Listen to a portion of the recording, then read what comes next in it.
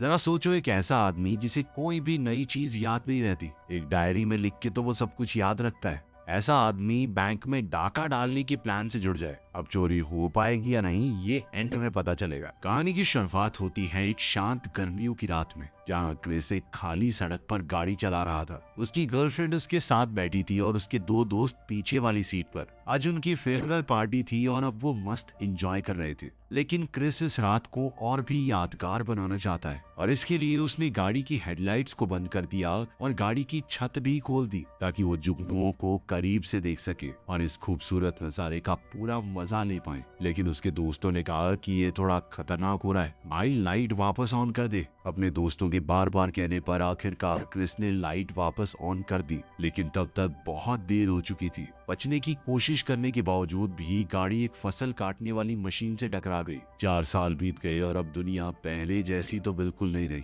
इन लोगों के लिए तो वो हादसा मानो बस कल ही हुआ हो। क्रिस और उसकी गर्लफ्रेंड इस एक्सीडेंट में बच गए, लेकिन पीछे बैठे दोनों दोस्तों की किस्मत इतनी अच्छी नहीं थी और उनकी मौत का पछतावा क्रिस के दिल को रोज चीर कर रख देता। मगर बेचारा चाहकर भी इस बोझ को हटा नहीं सकता। उस एक्सीडेंट का क्रिस के शरीर पर भी असर हुआ था। उसे कभी भी बेवजह गुस्सा आ जाता, साथ ही उसका दिमाग उसे कुछ भी नया याद नहीं रखने देता था। इसीलिए वो एक डायरी के सहारे जीने पर मजबूर है, जिसमें वो हर जरूरी काम लिखता है। हर सुबह उठकर वो अपने ही लिखे हुए शब्दों से अपनी ही जिंदगी को दोबारा समझता है। साथ ही उसके दिमाग में जो चल रहा है उसे वो बोलने से खुद को रोक नहीं पाता। कोई लड़की पसंद आए तो भाई साहब सीधा बोल देते हैं। उसने जिंदगी जीने के इस नए तरीके को सीखने के लिए क्लासेस लेना शुरू कर दिया, लेकिन ये भी उसके लिए बहुत मुश्किल था। क्लास के बाद उसे पता चला कि उसने गाड़ी लॉक कर दी और चाबी अंदर ही रह गई। लेकिन ये इतनी बार हो चुका था कि अब वो हमेशा एक एक्स्ट्रा चाबी अपने जूतों में छुपाने लग गया था। पछतावे भरे दिल के साथ क्रिस अपनी एक्स गर्लफ्रेंड केली की झलक देखने चला गया, जिसका एक्सीडेंट में एक पैर चला गया था और अब वो एक नकली पैर के साथ जिंदगी जी रही है।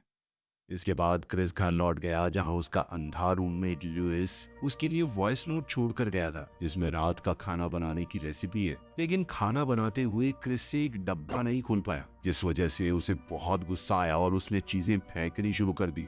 इसके बाद क्रिस ने लुइस को कॉल किया और वो जल्दी से अपना काम खत्म करके अपने दोस्त की मदद करने आ गया। क्रिस ने चीजें इधर उधर फेंकने के लिए माफी मांगी। लुइस ने डिनर बनाना शुरू किया और साथ ही क्रिस से थोड़ी बातचीत करने लगा। बाद में उस रात क्रिस बैंक चला गया, जहां वो सफाई कर्मचारी के तौर पर काम करता था। वो क्लर्क बनना चाहता था, लेकिन उसके बॉस मिस्टर टर्टल ने सीधा मना कर दिया। काम करते हुए भी वो पोछे के साथ खेलता रहता और उस जिंदगी को याद करता जो उससे मीलों दूर जा चुकी थी। तब ये दिखाया गया कि एक्सीडेंट से पहले क्रिस बहुत ही उम्दा हॉकी प्लेयर था, ऐसा खिलाड़ी जिससे लोग बहुत उम्मीदें रखते थे। लेकिन उस एक्सीडेंट ने उससे सब कुछ छीन लिया। क्रिस अपना काम कर रहा था कि तभी बैंक के सामने एक गाड़ी आकर रुकी और अंदर बैठा हुआ गैरी नाम का लड़का क्रिस पर अपनी नजरें गड़ाने लगा और देखते ही देखते उसने अपने पुराने स्कूल के दोस्त को पहचान लिया। ये तो क्रिस है। लेकिन गैरी को ये देखकर दुख हुआ कि वो सफाई का काम कर रहा है। फिर उसने अपने दोस्तों से कहा कि प्लान के साथ आगे बढ़ो। बाद में क्रिस एक बार में गया और अपने पास बैठी हुई औरत से बात करने की कोशिश तो की, पर नाकामयाब रहा, क्योंकि उसके पास कोई ढंग की बात थी ही नहीं। तभी गैरी वहां पर आ गया। ये देखकर कि लड़की गैरी की बातों पर मुस्कुरा रही है, क्रिस नोट बनाने लग गया। लेकिन गैरी ने उसे रोक दिया और कहा कि मैं स्कूल में तुम्हारी बहन का क्लासमेट था। तभी बारटेंडर क्रिस का फायदा उठाने लगा। क्रिस की भूलने की आदत की वजह से वो उससे 2 बार पैसे ले रहा था, लेकिन गैरी बीच में आ गया और उसे क्रिस की पैसे वापस करने पर मजबूर कर दिया। गैरी दिखने में अच्छा है, काफी कॉन्फिडेंट भी है, बिल्कुल वैसा जैसा क्रिस हुआ करता था। गैरी ने उससे बात करते वक्त अपनी जेब से अस्थमा का पंप निकाला, मगर अस्थमा होने के बावजूद वो दुनिया में ऐसे चलता है जैसे सब कुछ उसी का हो। गैरी ने उससे एक्सीडेंट के बारे में पूछा और क्रिस ने उसे सब कुछ बता भी दिया। इस पर गैरी ने उसका हौसला बढ़ाते हुए कहा कि जब जिंदगी एक हाथ से लेती है तो दूसरे से कुछ न कुछ देती भी है। क्रिस को गैरी की बातों ने अपनी तरफ खींच लिया। कुछ देर बाद क्रिस अपने दोस्त के साथ अपने परिवार के शानदार घर में चला गया, जहाँ क्रिस के अलावा सब लोग अमीर हैं। उसके खुद के माँ बाप भी उसे नीचा दिखाते हैं, उससे जानबूझकर उसकी नौकरी और हालात के बारे में ऐसे सवाल पूछते हैं जो उसे जिंदगी में हारा हुआ महसूस करवाएं। इसी बीच लुइस ने गलती से उनके रेस्टोरेंट खोलने वाले आइडिया का जिक्र कर दिया, लेकिन वो उस आइडिया को भी मजाक समझने लगे, क्योंकि उनका मानना था कि क्रिस कोई भी जिम्मेदारी जिम्मेदारी निभा ही नहीं सकता। उसके घर से वापस आते वक्त लुइस एक गहरी सोच में पड़ गया। उसने क्रिस से कहा कि देख भाई, गुस्सा मत करियो,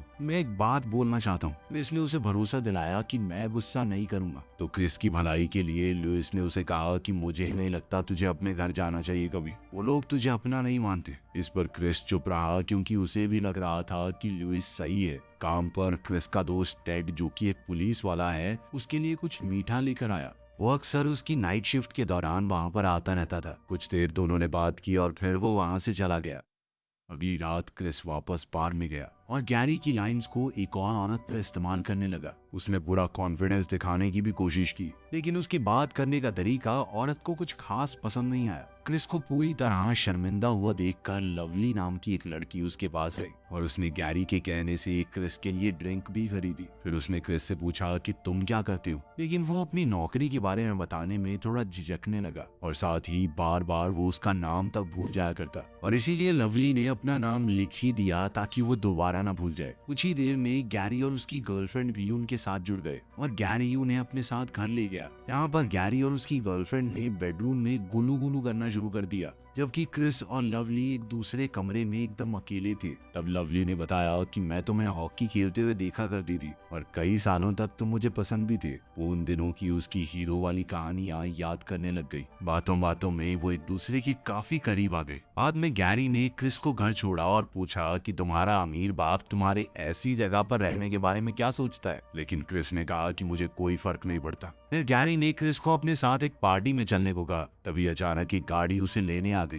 जाते वक्त उसने क्रिस का हौसला बढ़ाते हुए कहा कि तू भाई बहुत बेटर कर सकता है, ये बेकार सी जिंदगी तेरे लिए नहीं है। इसके बाद क्रिस अपने घर में घुस तो गया, लेकिन लुइस की नाक से बच नहीं पाया, क्योंकि उसने क्रिस के अंदर आते ही शराब और औरत के परफ्यूम की स्मेल महसूस कर ली। वो बहुत खुश हुआ कि आज तो मजे करके आया है, और फिर सब कुछ पूछने लगा कि बता क्या क्या हुआ है, सच सच बताइयो। सारी बात सुनने के बाद लुइस को इस सब में कुछ तो अटपटा लगा। इसके कुछ दिन बाद क्रिस गैरी और लवली के साथ एक फार्म हाउस पर गया। वहाँ जब क्रिस ने पूछा कि ये फार्म हाउस है किसका, इस पर क्रिस को कोई सीधा जवाब नहीं मिला। वो लोग बात कर ही रहे थे कि तभी एक बहुत बूढ़ा आदमी वहाँ पर आया। उसने सबको देखकर पूछा कि कौन है ये लोग, लेकिन गैरी ने अपने बहुत ही खतरनाक से दिखने वाले अंकल बोनी से कहा कि बूढ़े को संभालो थोड़ा। इस बात से क्रिस को और शक हो गया कि यहाँ कुछ तो चल रहा है। खैर रात में जब क्रिस उठा तो उसने महसूस किया कि बाकी सब कहाँ पर हैं। वो उन्हें ढूंढता हुआ बेसमेंट में चला गया, जहाँ बाकी सब लोग बैठे हुए थे। उनके सामने दीवार पर बैंक की फोटोज लगे हुए थे, आसपास का मैप, सिक्योरिटी डिटेल, और उसमें उसकी एक तस्वीर भी थी। तब गैरी ने उसे बताया कि जिस बैंक में तुम काम करते हो, हम उसे लूटने का प्लान बना रहे हैं। इस पर क्रिस ने कहा कि वहाँ तो गरीब किसान अपना पैसा डालते हैं, गरीबों को क्यों लूटना है। इस पर गैरी कहने लगा कि गरीब किसान नहीं, ज्यादा पैसा तो बड़ी बड़ी फार्मिंग कंपनियों का है, और अभी फसल बिकी है तो बहुत सारा पैसा पड़ा होगा बैंक में। गैरी बातें मनाने में बहुत तेज था। उनकी बातों से ऐसा लग रहा था कि ये चोरी करना तो उनका जन्म सिद्ध अधिकार है, बहुत बढ़िया काम कर रहे हैं वो। इस पर क्रिस ने कहा कि पता नहीं यार, मुझे सब ठीक नहीं लग रहा। तो गैरी ने सीधे तौर पर कहा कि ठीक कुछ नहीं होता, जिसके पास पैसा होता है उसी के पास पावर होती है। साथ ही उसने क्रिस से कहा कि तुझे क्या लगता है, तो अपने बाप से कल को पैसे मांगेगा वो तुझे दे देगा, तेरी हालत भी हमारे जैसी है, फटीचर है अब तू, फटीचर। ये बातें सुनकर क्रिस का मूड थोड़ा खराब हो गया। वो वहाँ से निकलने लगा, लेकिन बाहर जाने से पहले लवली ने उसे रोक लिया और दोनों ने रात साथ बिताई। लेकिन अगली सुबह जब वो वहाँ से जा रहा था, तब लवली और गैरी उसे खिड़की से देख रहे थे, जिससे साफ हो गया कि लवली भी गैरी के प्लान में शामिल थी। ठीक उसी दिन क्रिस और लुइस लोन लेने के लिए बैंक मैनेजर से मिले और उसे अपने रेस्टोरेंट का आइडिया बताया। लेकिन मैनेजर ने सिर्फ इतना देखा कि इन लोगों ने कौन सा कभी रेस्टोरेंट चलाया है, बिना किसी एक्सपीरियंस के ऐसे ही कूद रहे हैं। तो उसने सीधे तौर पर कहा कि बैंक तो आपको लोन नहीं दे पाएगा, बजट भी बहुत कम बनाया आपने, इतने में नहीं हो पाएगा। लेकिन उनके काफी कहने पर मैनेजर ने कहा कि मैं थोड़ा सोचता हूँ। लुइस तो अभी भी उम्मीद लगाए बैठा था कि उसने लास्ट में बोला ना सोचता हूँ, लेकिन क्रिस ने उस पर ध्यान नहीं दिया क्योंकि वो चुपचाप केली को देखने लगा। उसे अभी भी केली से बात न कर पाने का दुख था।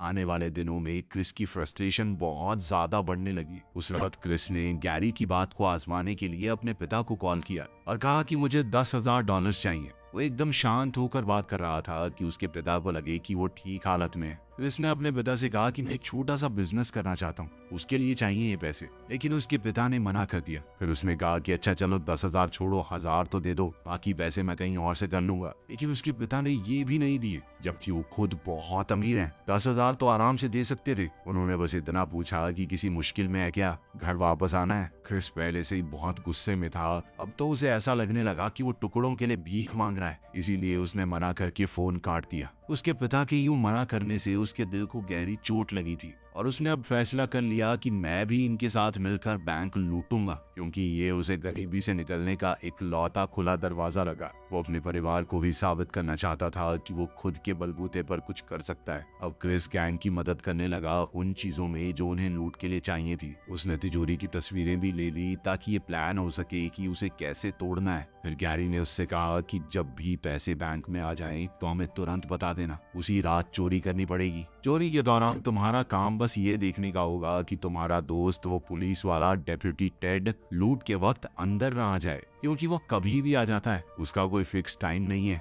तो उसके हिसाब से प्लान तो बना नहीं सकते। लवली ने वो रात क्रिस के घर पर बिताई। उसके सो जाने के बाद वो फ्रिज से कुछ खाने का लेने गई, लेकिन लुइस अभी जाग रहा था। उसने सोचा कि लवली से बात करने का यही बेस्ट टाइम है। लुइस ने सीधे पूछा कि क्रिस के साथ क्या कर रही हो तुम। वो ये मानने को तैयार नहीं था कि लवली क्रिस से प्यार व्यार करती है। फिर वो लवली को अपने बीते हुए समय के बारे में बताने लगा कि कैसे वो बुरी संगत में पड़कर घर के अंदर ड्रग्स बनाने लग गया था, लेकिन उसे कोई आइडिया नहीं था कि ये सब बनाते हुए कितनी जहरीली गैस निकलती है। उस सब की वजह से ही वो अंधा हो गया, जन्म से नहीं था। लेकिन इस पर लवली ने डिफेंसिव होकर कहा कि नहीं नहीं, मैं प्यार करती हूँ क्रिस से, तुम ये सब कैसे बोल सकते हो, तुम्हें ऐसा क्यों लगता है मैं उसका इस्तेमाल कर रही हूँ। लेकिन लुइस ने सीधे तौर पर कहा कि मैं क्रिस के साथ वो सब नहीं होने दूंगा जो मेरे साथ हुआ। क्रिस उनकी बहस को सुन रहा था, लेकिन उसने कुछ नहीं कहा, क्योंकि उसे खुद नहीं समझ आ रहा था कि कौन सही कह रहा है कौन नहीं। कुछ दिनों बाद बैंक में टेड क्रिस को कुछ डोनट्स देने के लिए आया, लेकिन क्रिस जानबूझकर टेड से ज्यादा अच्छे तरीके से बात नहीं कर रहा था ताकि वो उससे नाराज वगैरह हो जाए और लूट वाली रात को आए ही ना। क्रिस ने कहा कि मुझे ऐसा लगता है तू चैरिटी वगैरह कर रहा है, मेरे को दान दे रहा है क्या ये डोनट।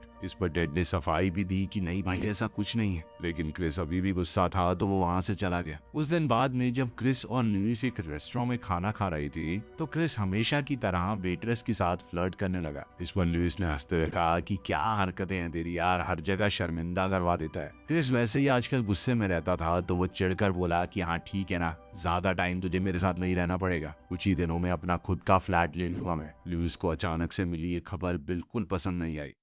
फिर हम लवली को देखते हैं जो कैब की पिछली सीट पर बैठकर क्रिस की राह देख रही थी ताकि वो जाने से पहले एक आखिरी बार उसे देख सके। उसी दिन क्रिस की छुट्टी से पहले उसका बॉस टटल उसके पास आया। उसने क्रिस से कहा कि मैं तुम्हारी मेहनत से बहुत खुश हूँ, मैं टेस्ट कर रहा था कि मना करूंगा तब भी तुम कोशिश करते रहोगे क्या, अब छुट्टियों के बाद से तुम एक क्लर्क के तौर पर काम करोगे, ऐसे भी बढ़ जाएंगी, चिंता मत करना। क्रिस को समझ नहीं आ रहा था कि क्या महसूस करे। उसने ये बात बताने के लिए सबसे पहले लुइस को कॉल किया। उधर लुइस का पहला गेस यही था कि इसने जरूर घर पे कोई गड़बड़ कर दी होगी, लेकिन क्रिस ने उसे बताया कि मैं बैंक में हूँ। लेकिन इससे पहले वो लुइस को पूरी बात पता पाता अंकल बॉन बाकी लोगों के साथ वहां आ गया। अब चोरी का समय हो चुका था। क्रिस ने उससे कहा कि मैंने अपना फैसला बदल लिया है। वो उन्हें यकीन दिलाने लगा कि तुम लोग चले जाओ, मैं किसी को नहीं बताऊंगा ऐसा कुछ भी होने वाला था। लेकिन तभी गैरी ने उसके पेट में एक मुक्का दे मारा और कहा कि आज तो काम वो कराएगा, अब बहुत देर हो चुकी है, सारी प्लानिंग हो चुकी है, हम आ गए हैं ना यहाँ पे।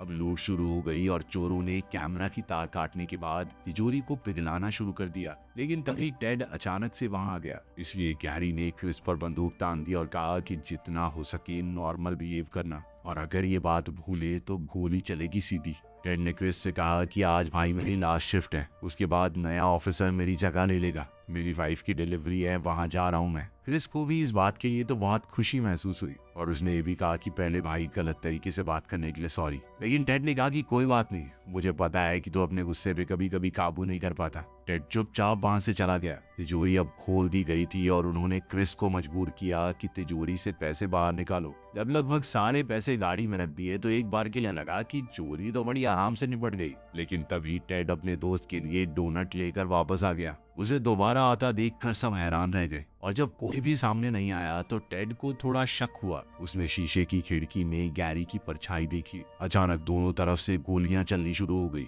टेड ने तुरंत गैंग के 2 मेंबर्स को मार गिराया, साथ ही गैरी को भी घायल कर दिया। फिर जैसे ही वो गैरी को गिरफ्तार करने के लिए नजदीक बढ़ा तो क्रिस ने उसे कहा कि पीछे देखो, लेकिन टेड ने अपनी नजर गैरी पर ही बनाए रखी और तभी बोनी ने टेड की पीठ पर शॉटगन से हमला कर दिया। गैरी ने अपने अंकल से कहा कि इस पुलिस वाले का काम खत्म कर दो और बोनी ने बिल्कुल वैसा ही किया। इसी दौरान क्रिस ने उस गाड़ी को चुरा लिया जिसके अंदर पैसे रखे हुए थे। क्रिस ने वहां से भागने की कोशिश की, लेकिन उसी पल एक्सीडेंट की यादों ने उसे सताना शुरू कर दिया। वो अभी भी अनजाने में लाइट ऑफ करके चला रहा था तो एक पुलिस वाले ने उसे रोक लिया, लेकिन ये चेक करने के बाद कि हेडलाइट टूटी हुई है, ऑफिसर ने क्रिस का कार्ड चेक किया। उसे क्रिस की बीमारी के बारे में पता चला क्योंकि कार्ड पर सब कुछ लिखा हुआ था। ये देखकर पुलिस वाले ने कहा कि यहाँ से सीधा घर जाना और गाड़ी आराम से चलाना।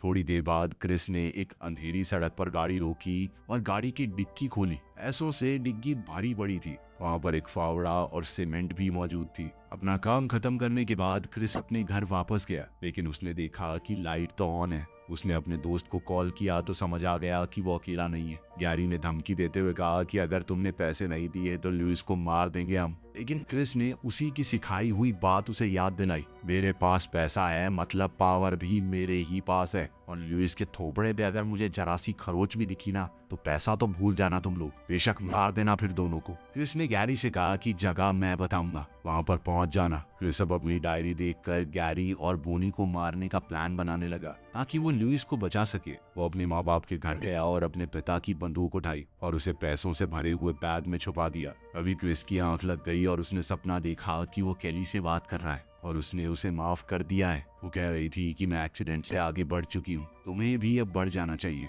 तभी अंकल बोनी ने उसे ढूंढ लिया और पैसों के लिए मजबूर करने लगा कि पता कहाँ पर हैं पैसे, लेकिन क्रिस कहने लगा कि मुझे याद नहीं है। तब गैरी ने उसकी डायरी निकाली और समझ गया कि उसने पैसे उसी सड़क पर दबा दिए जहाँ उसका एक्सीडेंट हुआ था। गैरी और बोनी उसे मजबूर करने लगे कि पैसे निकालो, मगर जैसे ही क्रिस ने बैग पर जूतों के लेसेस देखे तो उसे तुरंत याद आ गया कि उसका प्लान क्या है। एक बैग को बोनी वहां से लेकर चला गया और क्रिस से कहा कि दूसरा ले आओ, लेकिन क्रिस ने उस बैग के अंदर बंदूक डाली हुई थी। अपने दोस्त और अपनी जान बचाने के लिए क्रिस ने बोनी को गोली मार दी। गैरी चोरी वाली रात से वैसे ही जख्मी था तो वो वैसे ही उनसे लड़ने की हालत में था नहीं। जब वो गिर पड़ा तो क्रिस ने उसका अस्थमा वाला पंप भी ले लिया। इसके बाद गैरी की तो अस्थमा अटैक से ही मौत हो गई। क्रिस ने पैसे बैंक को वापस कर दिया और सब कुछ पुलिस को बता दिया, लेकिन एफबीआई को यकीन ही नहीं हुआ कि उसकी कंडीशन वाला कोई आदमी इतना कुछ प्लान कर सकता है। साथ ही चोरों ने गलती से कैमरा की बजाय टेलीफोन की तार काट दी थी, इसीलिए सबने देख लिया कि उसने मजबूरी में उनकी मदद की है और वो तो उसे मुक्का मार के अंदर घुसे थे।